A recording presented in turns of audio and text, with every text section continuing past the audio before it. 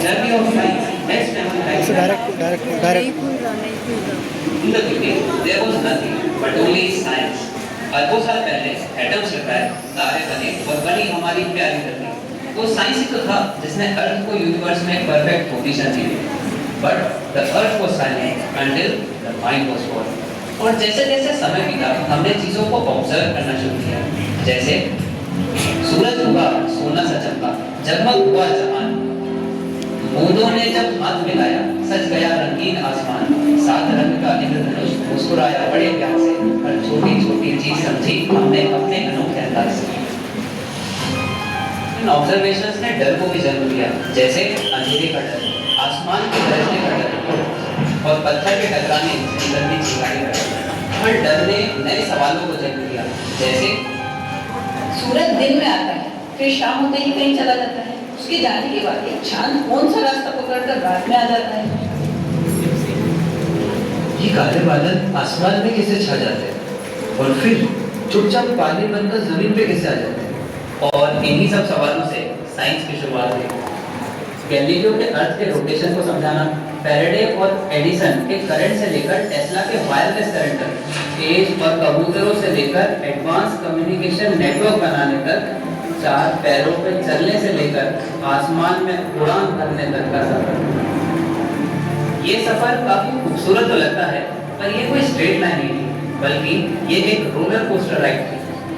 जब गैलीलियो ने पहली बार अर्थ के सन के अराउंड रिवॉल्यूशन की बात का सपोर्ट किया, तो उस पर लोगों ने कुछ इस तरीके से रिएक्ट किया। तुम भूलना क्या है? क्यों भाई? अरे पहले तो ये बोलते धरती की तरफ जाएगी। ये भी बड़ी याद। इसके बाद गैलीलियो को हाउस अरेस्ट भी किया गया, पर वो लोग ये कहाँ जानते थे कि किसी इंसान को अरेस्ट किया जा सकता है पर उसके विचारों को नहीं। A man can be arrested, but not his thoughts.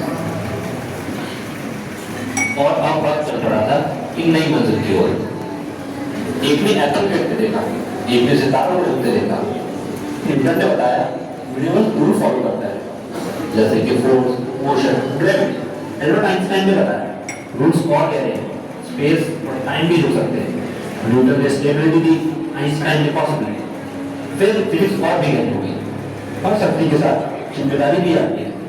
जब साइंस को पावर और पॉलिटिक्स के लिए यूज किया गया तो देखा गया कि ये इन्वेंशन दुनिया को बदल सकता है। हाँ, दुश्मन को मिटा भी सकता है और मुझे इस दुनिया का सबसे पावरफुल इंसान भी बना सकता है। ये इन्वेंशन तो मुझे दे दो, मैं इस दुनिया का नक्शा बदल दूंगा, सारे शहर को कब्रिस्तान बना दूंगा। 1945 में दुनिया ने देखा कि साइंस इंसानियत को बचा भी सकती है और तबाह भी कर सकती है। तो इसमें साइंस की भी कोई गलती नहीं थी, क्योंकि ये तो हमारा ही लालच और खुद को नेचर से सुप्रीम दिखाने की हमारी चाह। क्योंकि जहाँ एटम बॉम्ब की वजह से हजारों और लाखों जाने गई, कहीं दूसरी और हजारों लाखों जाने बचाई नहीं गई।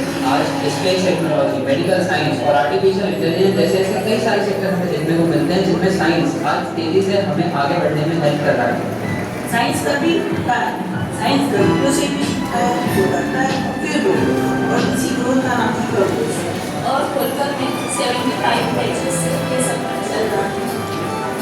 हर बेंच ने एक सवाल पूछा, हर लैब ने एक स्पार्क जगाया। हर क्लासरूम में एक फ्यूचर साइंटिस्ट। और हम उस कहानी का अगला चैप्टर है। The 75th batch of teaching in Kolkata Science College.